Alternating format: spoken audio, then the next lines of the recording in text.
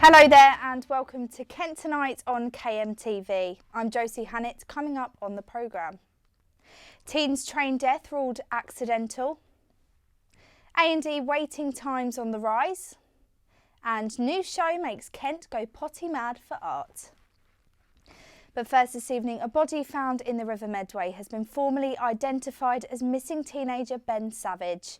The 18-year-old was last seen at some pier in Chatham after a night out at the Tap and Tin. His body was found in the river last Wednesday, and today the families thanked the rescue teams who helped to look for him. The death of a teenager from Ashford who was hit by a train in Paris has been ruled as a tragic accident. An inquest heard how the 19-year-old had been drinking heavily at a party in November last year. When Luke McCarthy went on the underground, he fell in front of a train.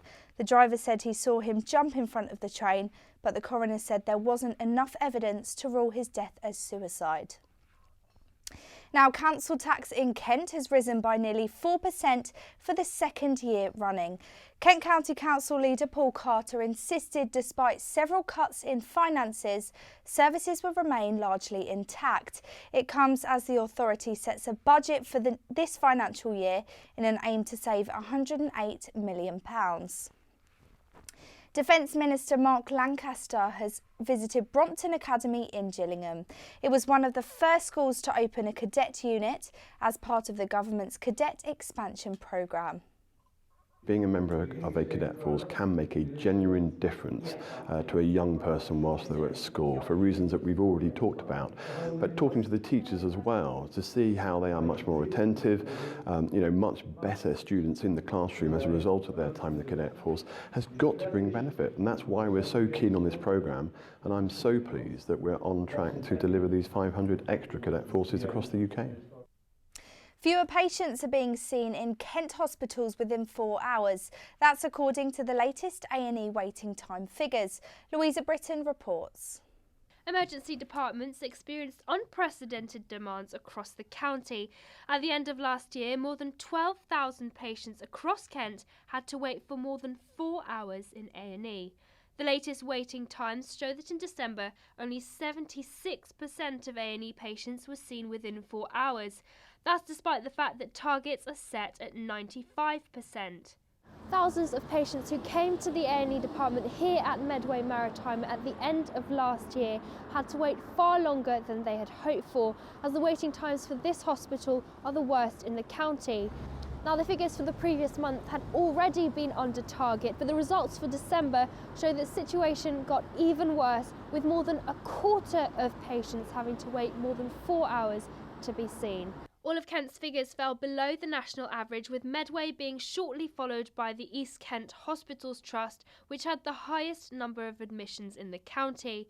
Maidstone and Tunbridge Wells came slightly higher up than Dartford and Gravesham and have the best results for the county, with almost 80% of patients dealt with in the 4-hour target. With A&E departments so stretched, it remains to be seen whether the figures will improve in the new year. Louisa Britton, KMTV. Something a little different for you now. Have you ever had a go at pottery?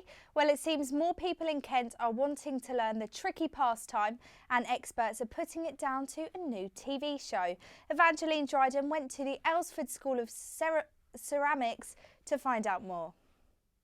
Gone are the days when pottery making was taught in schools, but it seems pottery classes are having a comeback.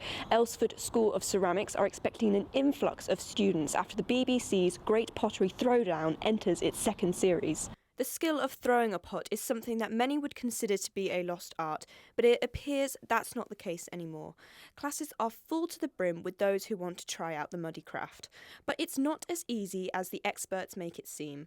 A lot of time, patience and practice is needed. But despite that, it's still attracting people of all ages to get their hands dirty.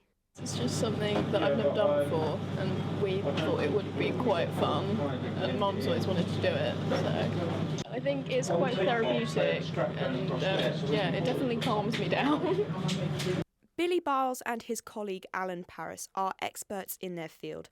They're now passing on their knowledge to anyone who wants to learn. A few tricks of the trade are shared to get people on their way to creating a masterpiece. It's more computer-based in school now, and the potteries have gone. You know, that's where most of these wheels have come from. They were going to be on skips in schools, and we've given them another life. It was reasonably busy before the TV programme, the Throwdown, but now it's even busier still. There's lots of people who are coming to one-day courses just to give it a go, but then our 12-week courses are filling up because of that.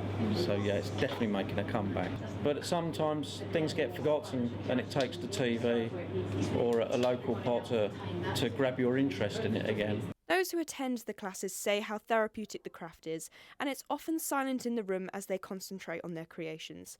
After a few lessons, it's clear that hard work and persistence pays off.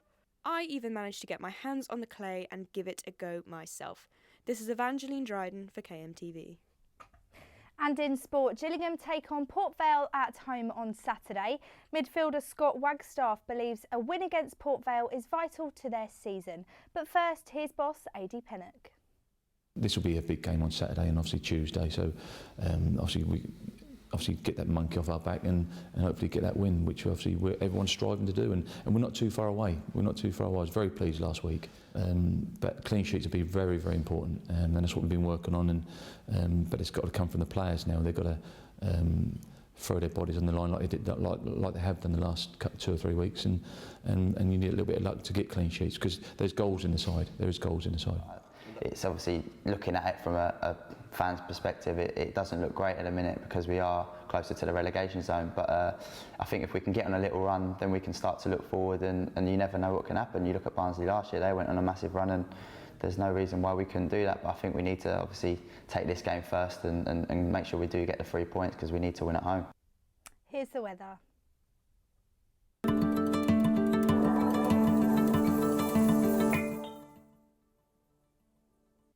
It will continue to be chilly this Thursday night with low temperatures and cold winds. The outlook for Friday morning is much the same with temperatures remaining low. Friday afternoon will be a tad colder with temperatures as high as 3 degrees.